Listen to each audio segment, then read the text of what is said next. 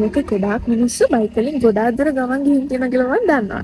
හැබැයි මම අද යන්නේ මම එහෙම ගිහින් තියෙන ගමන් වලින් යන වැඩිම දුර.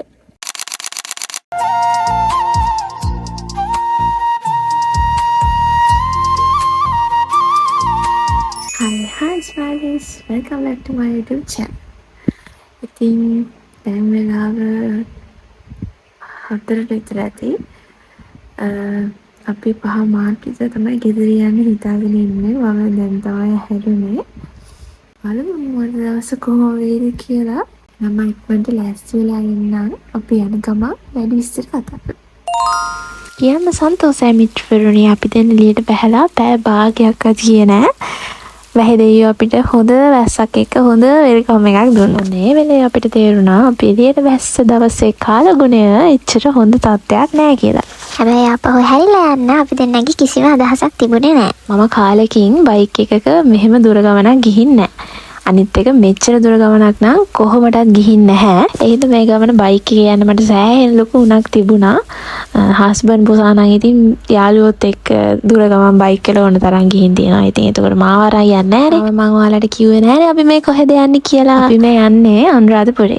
අපි දෙන්න එන්ගේජ් වුණාට පස්සේ යන පළවෙනි ගමන තමයි මේක. මම ඉන්නේ කොහෙද කියලා කවුරු හරි මගෙන් ඇහුවොත් මම ලේසියට කියන්නේ ගම්පහ කියලා. ඇත්තම කතාව ගම්පහ එන්නනුත් විනාඩි 45ක විතර දුර එක තමයි මම ඉන්නේ. මැප් එකේ පෙන්වන විදිහට අපිට මේ ගමන යන්න අවම පැය 3මාරක්වත් යනවා. හැබැයි මේ සැරේ වහින වැස්සත් එක්ක අපිට ඊට වඩා ගොඩාක් වෙලා අනිවාර්යයි මේ ගමන යන්න.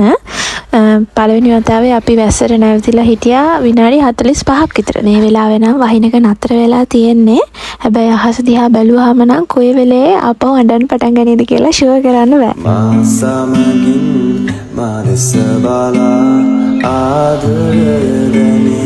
හිතුවා වගේම ටිකක් දුර යද්දී ආයෙත් පුරුදු විදියට වහින්න පටන් ගත්තා. ඒ නිසා ඉතින් අපි එතන තිබ්බ කඩේකින් නවත්තලා මොන හරි බඩට දාගෙන තමයි මේ ලෑස්ති වෙන්නේ. ඒ කඩේ නම් කිසි ප්‍රශ්නයක් නෑ. හැබැයි පොඩි ප්‍රශ්නයකට තිබ්බේ මම කන දේවල් එතන තිබුණේ නෑ. යාළුවගේ ප්‍රශ්න නෙමෙයි මගේ ප්‍රශ්නයක්. එතන හිටපු ආන්ටිත් හරිම හොඳයි. ඉතින් මම කල්පනා කරලා ෆේස්ට්‍රී එකක් ගත්තා. හැබැයි අවුල නෑ, ඒක හොඳ රහට තිබුණා. වැස්ස ඉවරනකන් එතනට වෙලා ඉඳලා අපි ආපහු අපේ ගමන පටන් ගත්තා. එතනින් පස්සේ අනුරාධපුරයට යනකම්ම අපිට වැස්සෙන් කිසිම ප්‍රශ්නයක් වුණේ නැහැ. අවුවත් එහෙම ලොකු අවුවක් තිබුණේ නැහැ. අතර මේක නම් මාර හොඳ දෙයක් නැත්තම් ඊට පස්සේ වැස්සට තෙමිලා අවුවට පිච්චෙන්න වෙනවනේ. මා සමගින් ජීවිතේ පුරා ජීවිතයදනී පතා සිතුවේ තරම් ඔබ හින්දමන් ඔබ සොඳුරු සීනයකි සිතුවේ තරම් ඔබ හින්දමන් ඔබ සොඳුරු සීනයකි. අන්තිමේදී අපි යන්න බලාපොරොත්තු වෙන තැන තමයි මේ තමයි අනුරාධපුරේ. හිතන් හිටපු කාලයට වඩා පැය එකමාරක් විතර වැඩියෙන් අපිට මේ ගමන එන්න ගිහින් තිබුණා. කමක් නැහැ. ඉතින් කොහොමවත් අපි දෙන්න අන්තිමට පරිස්සමට ආවනේ. අපි දෙන්න මීට කලින් එක වතාවක් අනුරාධපුරේ ඇවිත් තියෙනවා. ඒ වතාවේ මම හිතුවා අපි දෙන්න මැරි කරාට පස්සේ අනිවාර්යෙන් ආයෙමත් අනුරාධපුරේ එනවා කියලා. ඉතින් එහෙම හිතපු ගමන තමයි එන්ගේජ්මන්ට් එකෙන් පස්සේ අපි මේ අද ආවේ.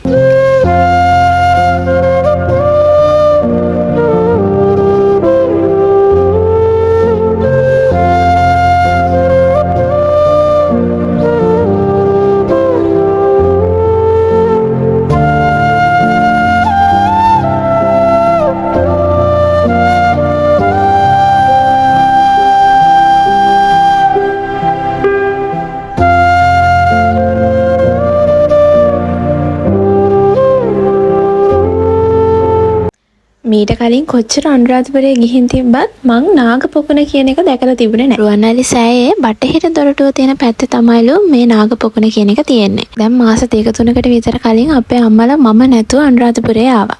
අන්න ඒ වතාවේ තමයි අපේ අම්මලත් මුලින්ම මේ නාගපොකුණ කියන එක බලන්න ගිහින් තිබ්බේ. ඒ ගිහින් ඇවිත් අම්මලා විස්තර කියද්දි තමයි මමත් මුල්ම වතාවට මෙහෙම දෙයක් තියෙනවා කියලා දැනගත්තේ. ඊට පස්සේ ඔයාලට මතකද අර නාගතූප කියලා සින්දුවක් ආවා. අන්න ඒ සින්දුවෙන් පස්සේ මම මේ ගැන ලිපි දෙක තුනක්ම දැක්කා TikTok එකේ Facebook එකේ. ඉතින් එතකොට මම හිතාගත්තා අනිවාර්යෙන් ඊළඟ පාර මම රුවන්වැලි සෑය ගියාම මේ නාග පොකුණ බලන්න යනවා කියලා. මේ තැන ගැන එක එක ජනප්‍රවාද තියෙනවා. හැබැයි ඒවා සත්‍ය අසත්‍යතාවය නම් මම දන්නේ නැහැ. එක තැනක මම දැක්කා තියෙනවා නාග ලෝකේ, ඒ කියන්නේ නාගයෝ රුවන්වැලි සෑය වන්දනාමාන කරන්න නාගයෝ එන්නේ මෙතනින් කියලා. ඒ කියන්නේ නාග ලෝකෙත් එක්ක මෙතන සම්බන්ධයක් තියෙනවා කියලා මම දන්නේ නැහැ. ඒ වගේ ඇත්ත නැත්ත මොකද්ද කියලා. කොහොම වුණත් මේ තැන හරිම අමුතු වයිබ් එකක් තියෙන්නේ. පොඩ්ඩක් ගුප්තයි වගේ කිව්වොත් හරි. සමහර විට එහෙම හිතෙන්නේ අර රුවන්වැලි සෑයේ ගොඩාක් සෙනග ඉන්නවනේ. හැබැයි මේ තැන එහෙම ලොකු සෙනගක් නැහැ. ගොඩක් අය මෙතනට යන්නේ නැහැ මං හිතන්නේ. ඉතින් ඔයගොල්ලෝ කලින් මෙතනට ගිහින් නැත්තම් ඊළඟ පාර රුවන්වැලි සෑය වඳින්න ගියාම අනිවාර්යෙන් මෙතනට ගිහින් බලන්න. නාගපොකුණත් බලලා එතනට වෙලා ටිකක් වෙලා ඉඳලා අපි මේ ආපහු එන්න තමයි ලෑස්ති වෙන්නේ. මෙයා තමයි අපි දෙන්නත් එක්ක ආව අනිත් බබා. අපි දෙන්න වරිස්සමට එක්කන් ආවට ගොඩාක් thank you ඉතින් ඔයාලට. අනුරාධපුරයට වහින්නේ නැති වුණාට අපේ ගෙවල් පැත්තට වෙන්න හොඳටම වහිනවා කියලා තමයි අපේ අම්මලා කතා කරලා කිව්වේ. ඒ හින්දා ඉතින් අපි හිතුවා තව වෙන තැන්වල ඇවිදින්න නැතුව ඉක්මනටම ආපහු ගෙදර යන්න එනවා කියලා. අනුරාධපුරේ ඉඳන් එනකොට අපි දැක්කා තැන් දෙක තුනකම මේ උක්බීම තියෙනවා. ඉතින් අපි මීට කලින් try කරලා නැති හින්දා වීල බලන්න හිතුණා. ඇත්තටම ඔයගොල්ලෝ මීට කලින් බීම වීල නැත්තම් අනිවාර්යෙන් try කරලා බලන්න මාරම රසයි. ආයි පාරක් මට මේක හම්බුනත් අනිවාර්යෙන් මම මේකක් බොනවා. හැබැයි අර කප් එකේ එකක්ම මට තනියෙන් බොන්න නම් බෑ. ඊළඟට අපි ගියා අම්බ අච්චාරු හොයන්න. මොකද ඒ වෙද්දී හස්බන්ඩට දරුණු ගණේ අම්බ අච්චාරු දෙකක් ඇවිල්ලා තමයි තිබ්බේ. හැබැයි කියන්න කනගාටුයි මම කාපු ජරාම අඹ එක තමයි මේක. මම හිතන්නේ එයාත් සෑහෙන කාලයකට ආය අම්බ අච්චාරු කයි කියලා. ඒ තරමට අපි දෙන්නට මේක නම් එපා වුණා. කිසිම රහක් නැහැ. ඊට පස්සේ ඉතින් මග දිගට අපි එක එක જાතියව ගත්තා. අපි දෙන්නගේ මේ ස්කූටර් එකේ ඇතුළට දාන්න පුළුවන් ප්‍රමාණයට බරු ටිකක් ගත්තා. ඊට පස්සේ ඉතින් හැට මොකද ගත්තේ නැහැ. මොකද වාතේ ඉල්ලගෙන එච්චර දුර යන්න අමාරුයි ඉඳා.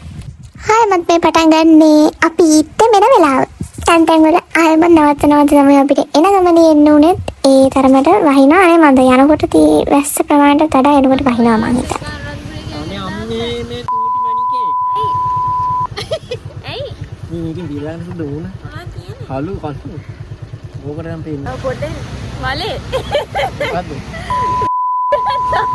ඒක දාන්න බෑ. ගහනවා ඔය මොන්නම්. ආදරෙන් කතා කරලා ඊළඟ තප්පරේ කූර වෙන කැත බලන්න. ඒ වීඩියෝ එක vlog එකේ දාන්න එපා කියලා තමයි සැර කරන්නේ. සමාවෙන්න මම දැම්මා.